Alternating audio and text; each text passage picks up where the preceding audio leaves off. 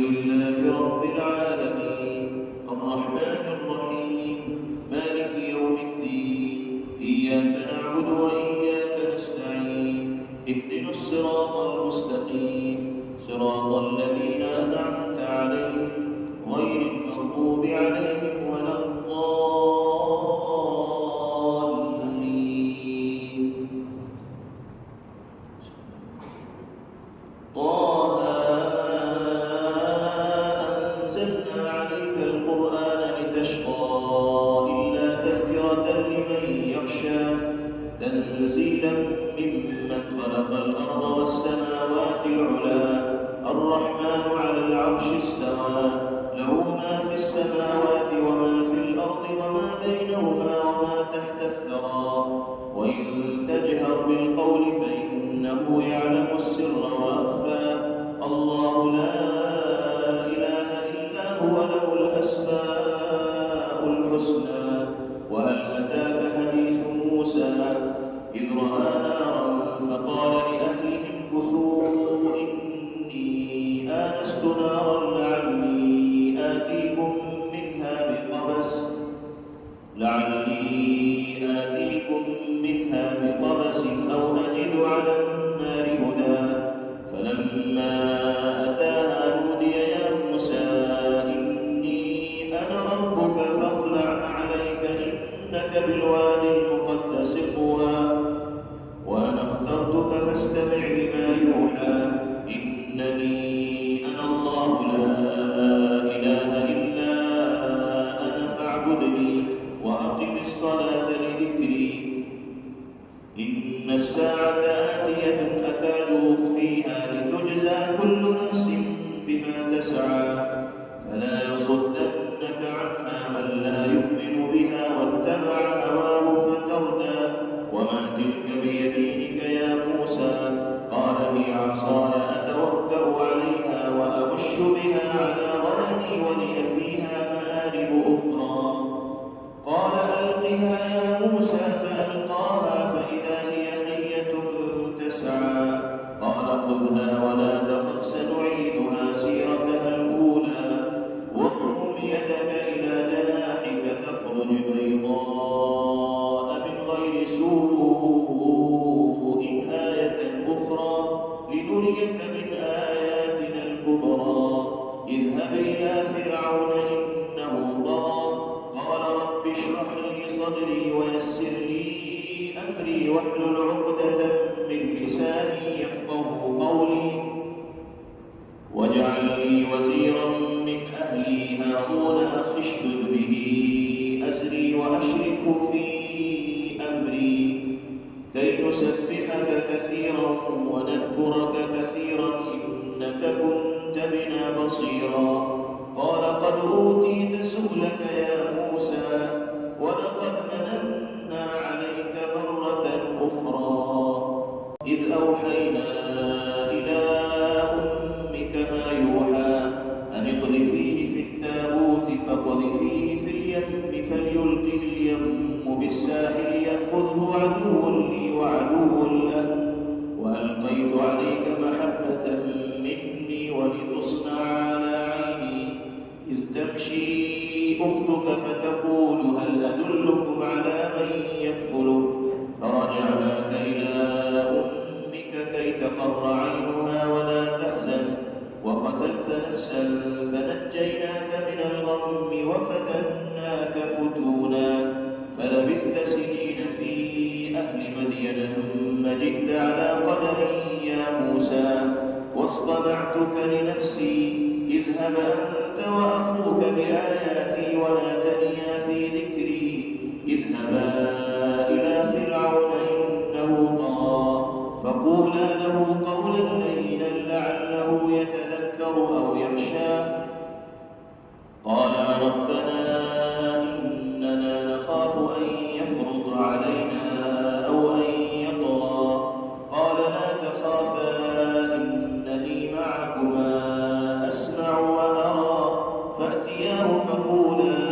إنا رسولا ربك فأرسل معنا بني إسرائيل ولا تعذبهم قد جئناك بآية من ربك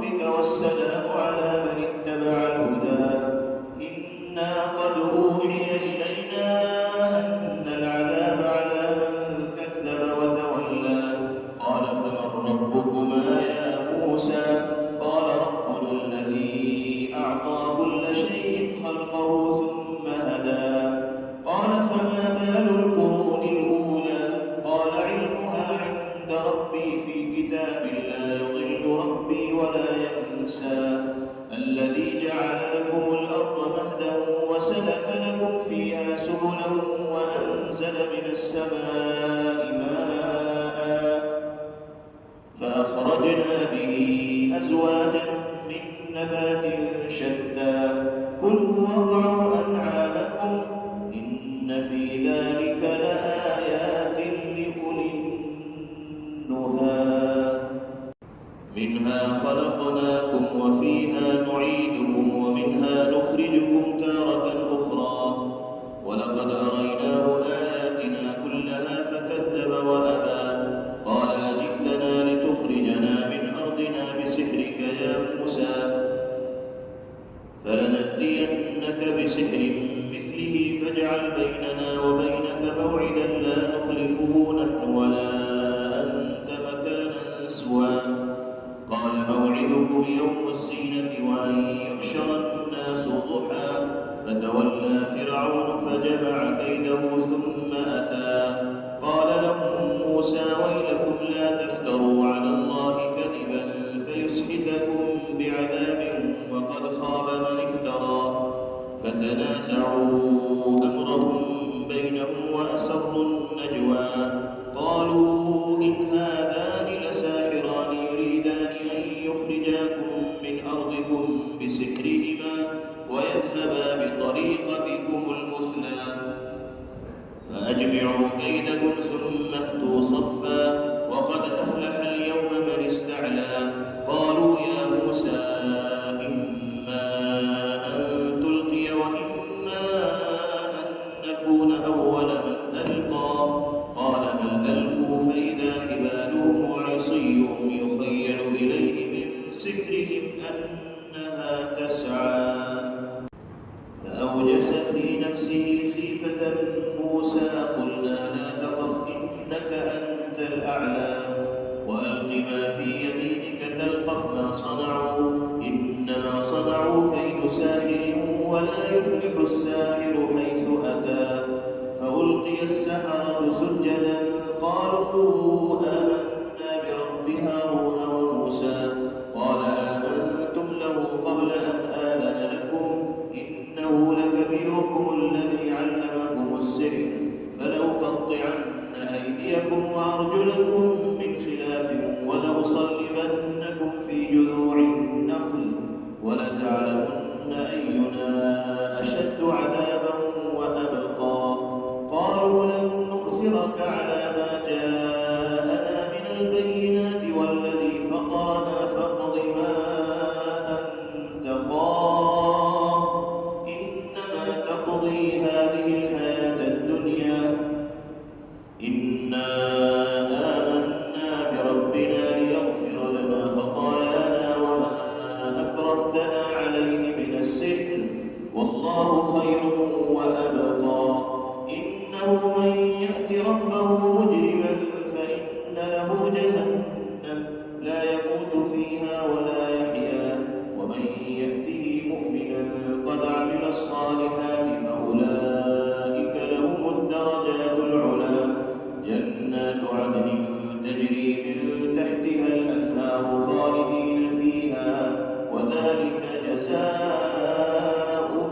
من تزكى ولقد أوحينا إلى موسى أن أسر بعبادي فاضرب لهم طريقا في البحر يبسا لا تخاف دركا ولا تخشى فأتبعهم فرعون بجنوده فغشيهم من اليم ما غشيهم وأضل فرعون قومه وما هدى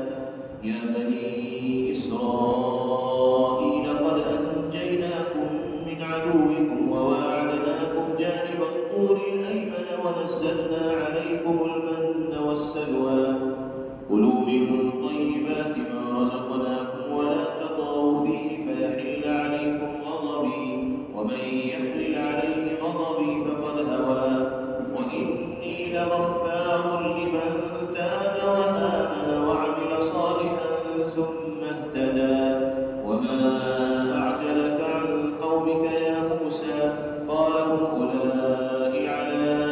أثري وعجلت إليك رب لترضى قال فإنا قد فتنا بعدك وأضلهم السامري. فرجع موسى إلى قومه غضبان أسفا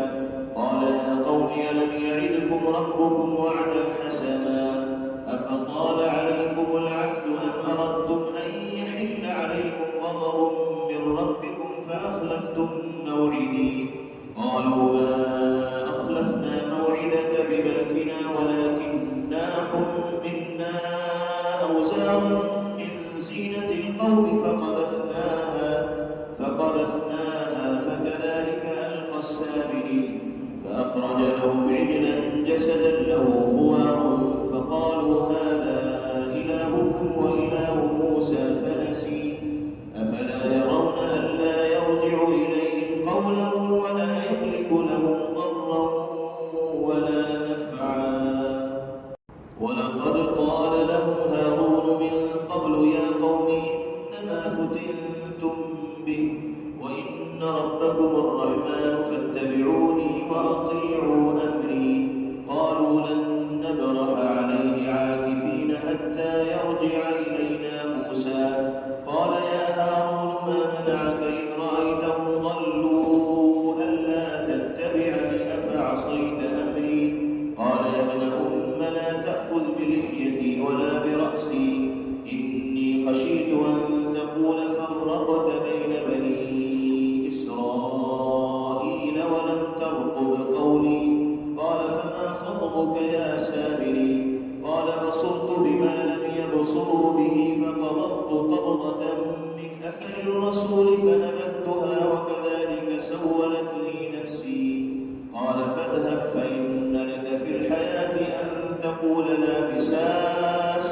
وإن لك موعدا لن تخلفه وانظر إلى إلهك الذي ظلت عليه عاكفا لنحرقنه ثم لننسفنه في اليم نسفا. إنما إلهكم الله الذي لا إله إلا هو وسع كل شيء علما. كذلك نقص عليك من أنباء ما قد سبق وقد آتيناك من لدنا ذكرا. من أعرض عنه فإنه يحمل يوم القيامة وزرا خالدين فيه وساء لهم يوم القيامة حملا. يوم ينفخ في الصور ونحشر المجرمين يومئذ زرقا يتخافتون بينهم إن لبثتم إلا عشرا. نحن أعلم بما يقولون إذ يقول أمثلهم طريقة إن لبثتم إلا يوما. ويسألونك عن الجبال فقل ينسفها ربي نسفا فيذرها قاعا صفصفا لا ترى فيها عوجا ولا أمتا. يومئذ يتبعون الداعي لا عوج له وخشعت الأصوات للرحمن فلا تسمع إلا همسا. يومئذ لا تنفع الشفاعة إلا من أذن له الرحمن ورضي له قولا. يعلم ما بين أيديهم وما خلفهم ولا يحيطون به علما. وعنت الوجوه للحي القيوم وقد خاب من حمل ظلما. ومن يعمل من الصالحات وهو مؤمن فلا يخاف ظلما ولا هضما. وكذلك أنزلناه قرآنا عربيا وصرفنا فيه من الوعيد لعلهم يتقون أو يحدث لهم ذكرا. فتعالى الله الملك الحق ولا تعجل بالقرآن من قبل أن يقضى إليك وحيه وقل رب زدني علما. ولقد عهدنا إلى آدم من قبل فنسي ولم نجد له عزما. وإذ قلنا للملائكة اسجدوا لآدم فسجدوا إلا إبليس أبى. فقلنا يا آدم إن هذا عدو لك ولزوجك فلا يخرجنكما من الجنة فتشقى. إن لك ألا تجوع فيها ولا تعرى وأنك لا تظمأ فيها ولا فوسوس إليه الشيطان قال يا آدم هل أدلك على شجرة الخلد وملك لا يبلى فأكلا منها فبدت لهما سوآتهما وطفقا يخصفان عليهما من ورق الجنة وعصى آدم ربه فغوى ثم اجتباه ربه فتاب عليه وهدى قال اهبطا منها جميعا بعضكم لبعض عدو فإما يأتينكم مني هدى فمن اتبع هداي فلا يضل ولا يشقى ومن أعرض عن ذكري فإن له معيشة ضنكا ونحشره يوم القيامة أعمى قال رب لم حشرتني أعمى وقد كنت بصيرا قال كذلك أتتك آياتنا فنسيتها وكذلك اليوم تنسى وكذلك نجزي من أسرف ولم يؤمن بآيات ربه ولعذاب الآخرة أشد وأبقى أفلم يهد لهم كم أهلكنا قبلهم من القرون يمشون في مساكنهم إن في ذلك لآيات لأولي النهى ولولا كلمة سبقت من ربك لكان لزاما وأجل مسمى فاصبر على ما يقولون وسبح بحمد ربك قبل طلوع الشمس وقبل غروبها ومن آناء الليل فسبح وأطراف النهار لعلك ترضى ولا تمدن عينيك إلى ما متعنا به أزواجا منهم زهرة الحياة الدنيا لنفتنهم فيه ورزق ربك خير وأبقى وأمر أهلك بالصلاة واصطبر عليها لا نسألك رزقا نحن نرزقك والعاقبة للتقوى وقالوا لولا يأتينا بآية من ربه أولم تأتهم بينة ما في الصحف الأولى ولو أنا أهلكناهم بعذاب من قبله لقالوا ربنا لولا أرسلت إلينا رسولا فنتبع آياتك من قبل أن نذل ونخزى قل كل متربص فتربصوا فستعلمون من أصحاب الصراط السوي ومن اهتدى السلام عليكم ورحمة الله السلام عليكم ورحمة الله. Thanks for watching. Don't forget to like, comment, share and subscribe to Al Wahid channel.